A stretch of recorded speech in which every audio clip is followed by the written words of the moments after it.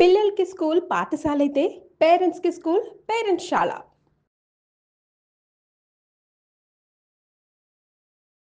నమస్కారం. మీరు చూస్తున్న సుమన్ టీవీ. నేను మీ కీర్తి. జనరల్‌గా ఇంటి నుంచి బయటికి వెళ్ళినప్పుడు లేదా బయటి నుంచి మళ్ళీ తిరిగి ఇంటికి వచ్చినప్పుడు కాళ్ళు కడుక్కోవాలి ఖచ్చితంగా అని చెప్తూ ఉంటారు. దాంతోపాటు గోర్లు తీసి ఎక్కడ పడితే అక్కడ పడేయకూడదు. వెంట్రుకలు తీసి ఎక్కడ పడితే అక్కడ పడేయకూడదు అని చెప్తూ ఉంటారు. బట్ అది ఎందుకు? లాజికల్‌గా దీని వెనకాల ఉన్న రహస్యం ఏంటి? ఏం చేయాలి? ఏం చేయకూడదు? లాంటి విషయాలు మనతో పంచుకోవడానికి ప్రముఖ ఆస్ట్రాలజర్ బ్రహ్మశ్రీ నందిబట్ల శ్రీహరి శర్మ గురుగారు ఉన్నారు. నమస్తే గురుగారు. వాగర్థావివ సంపృక్తౌ వాగర్థ ప్రతిపత్తయే జగతః పితరౌ వందే పార్వతీ పరమేశ్వరౌ ఆదిత్యాయ చ సోమాయ మంగళాయ బుధాయ చ గురు శుక్ర శనిభ్యశ్చ రాహవే కేతవే నమః. శృంగేరి జగద్గురు పీఠాధిపతులకి కంచి పీఠాధిపతులకి నమస్కారములు తెలియజేసుకుంటూ కార్యక్రమాన్ని ప్రారంభిద్దాం.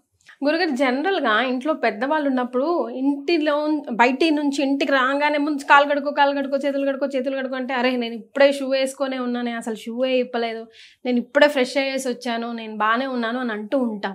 ఈవెన్ గోర్ల విషయంలో కూడా ఇదంతా మూఢనమ్మకం, గోర్లు తీసి ఎక్కడ పడితే అక్కడ పడేయకూడదు, మంగళవారాలు తీయకూడదు, శనివారాలు తీయకూడదు అంటారు.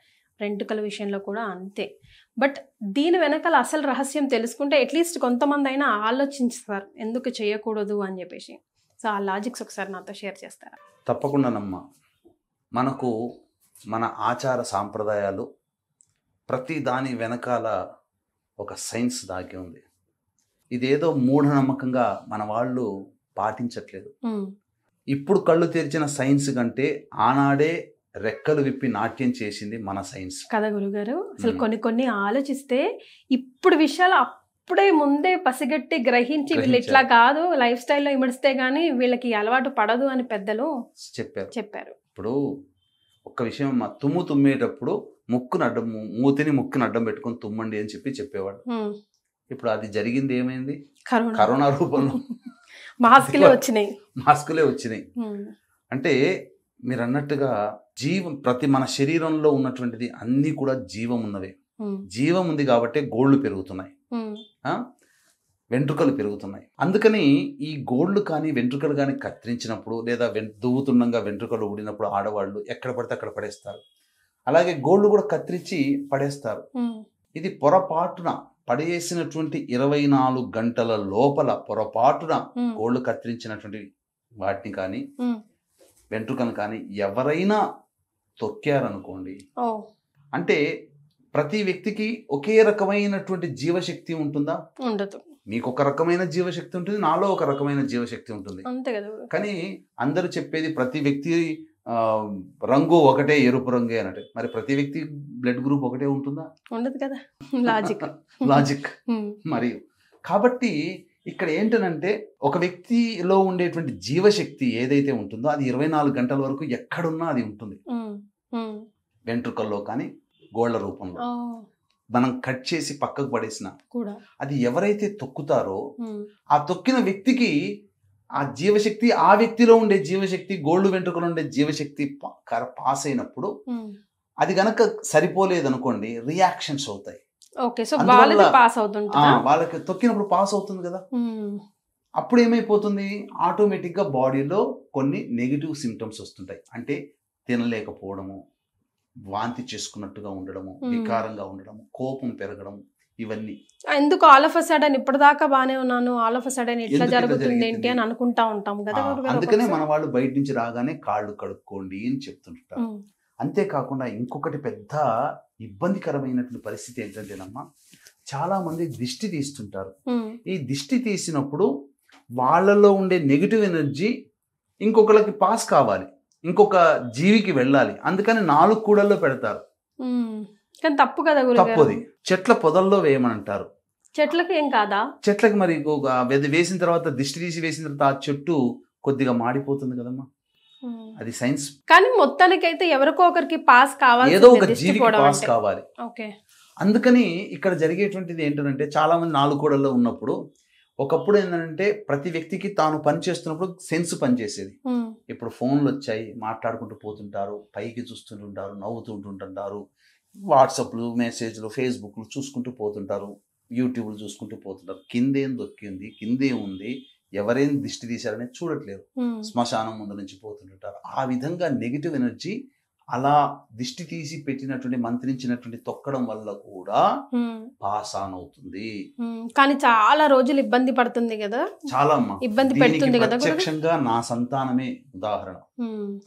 అందుకనే ఇక్కడ ఏంటనంటే ఆ గోల్డ్ తొక్కినా, వెంట్రుకలు తీసివేసినవి తొక్కినా, లేదా దిష్టి తీసి తొక్కినా ఎవరైతే ఉంటారో ఇంటికి రాగానే బయట ఖచ్చితంగా కాళ్ళు కడుక్కొని ఇంటికి రావాలి.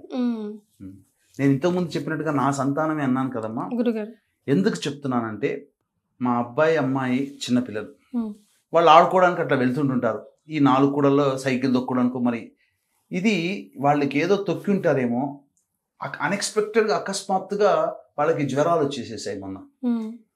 పోతే డెంగ్యూనా, మలేరియానా, అనేక రకాలుగా, అసలు మీరు నమ్మరు, పారాసిటమాల్ యాంటీబయాటిక్ వేసినా తగ్గలేదంటే మళ్ళీ పట్టుకురండి అని అంటే, తగ్గకపోయేసరికి తీసుకుపోయి అన్ని రకాల టెస్టులు చేస్తే అన్ని నార్మల్గా ఉన్నాయి. సో ఇది దిష్టి అని కన్ఫర్మ్ అయిపోయి అంతరం వేయించిన తర్వాత ఆటోమేటిక్గా చల్లబడిపోయింది శరీరం. నిజమే గురుగారు, ఇది కూడా నేను ఇంతకు ముందు నమ్మేదాన్ని కాదు, కానీ ప్రాక్టికల్ గా మొన్న మధ్య నేను కూడా ఎక్స్పీరియన్స్ అయ్యా. నేనే నా సంతానానికే ఇది జరిగింది. అప్పుడు నేను కూడా నమ్మాల్సి వచ్చింది. అంటే నేను దిష్టి మీద నాకు ఒక అంత అవగాహన నాకు లేదు, ఏముందిలే అని అనుకునేవాడిని. మీరు కూడా, నేను కూడా. కానీ నా సంతానాన్ని చూసిన తర్వాత బాధపడి ఆ యంత్రం కట్టగానే తగ్గిపోయిన తర్వాత చాలా మటుకు నిజం ఇది. కాబట్టి వీక్షించేటువంటి ప్రేక్షకులు కూడా గమనించాల్సిందంటే 4 కూడల మధ్యలో తొక్కినా కానీ, అందుకనే శాస్త్రంలో ఏం చెప్పబడింది, రాగానే ఇంటికి నుంచి రాగానే ఎక్కడికి బయటికి వెళ్ళినా కాళ్ళు కడుక్కొని రమ్మని అంటారు. పెద్దవాళ్ళు ఎవరైనా మన ఇంటికి బంధువులు వచ్చినా ఫస్ట్ నీళ్లు కడుక్కోవడానికి ఎందుకు ఇస్తామంటే, వాళ్ళు ఎక్కడెక్కడో తిరిగి వచ్చి ఉంటారు. ఆ నెగిటివ్ ఎనర్జీ మన ఇంటికి రాగానే మన ఇంట్లో పాస్ అని అవ్వడం ఎందుకు, ఆ వ్యక్తికి కూడాను నెగిటివ్ ఎనర్జీ ఉంటుంది కాబట్టి ఆ వ్యక్తిని కూడా పాజిటివ్ గా మార్చడం కోసం రాగానే ఇంటి బయట ఫస్ట్ కాళ్ళు కడుక్కోమని నీళ్ళు ఇచ్చిన తర్వాత ఇస్తాం. గుడి బయట కూడా ఈ మధ్య కంపల్సరీ ఖచ్చితంగా పెడుతున్నారు. మనమేమో ఇప్పుడే స్నానం చేసి వచ్చాం కదా, డైరెక్ట్ గుడికే వచ్చాం కదా అదేం చెప్పి అంటుంటారు. ఇంకొకటి కూడా చెప్పంటారమ్మా, మనం ఏ యంత్రం పని చేసినా ఒక 10 నిమిషాలు పని చేస్తే హీట్ ఎక్కుతుంది కదా. అవునండి. మరి పూర్వకాలంలో బండ్లు లేవు, నడుచుకుంటూ వచ్చేవాళ్ళు.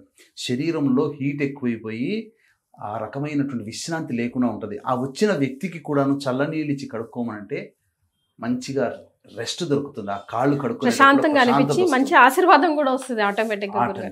ఆ విధంగా ఎన్నో రకాలైనటువంటి గృహ సూత్రములు, గృహ ధర్మాలు, ఇంటి నుంచి వచ్చిన వ్యక్తికి కాళ్ళు కడుక్కోమని చెప్పడం, అలాగే ఆ సంబంధించినటువంటి సైన్స్ ప్రకారం కూడా మనకు రావడం. అంటే ఏంటి, కాళ్ళు కడుక్కుంటే నెగిటివ్ ఎనర్జీ. అందుకనే ఖచ్చితంగా బయట నుంచి ఎప్పుడు బయటికి వచ్చిన పిల్లలకైనా, మా వాళ్ళు షూస్ చేసుకున్నారు కదా, ఏం తొక్కలేదు కదా, షూస్ కూడా కాదు, కంటికి కనిపించినటువంటి నరదృష్టి పూర్తిగా బిగ్గెస్ట్ ఎగ్జాంపుల్ కరోనా. కాబట్టి ఖచ్చితంగా కాళ్ళు చేతులు కడుక్కోవాల్సిందేనమ్మా, అందులో సందేహమే లేదు. రోజుకి ఇన్నిసార్లు ఏమైనా కడుక్కోవాలని ఉంటుంది? కనీసం పక్షంలో 3 సార్లు అయినా కానీ కాళ్ళు కడుక్కోవాలమ్మా. Yes, right. చాలా సంతోషం గురుగారు, ధన్యవాదాలు. సర్వం శ్రీ ఉమామహేశ్వర పరబ్రహ్మార్పణమస్తు.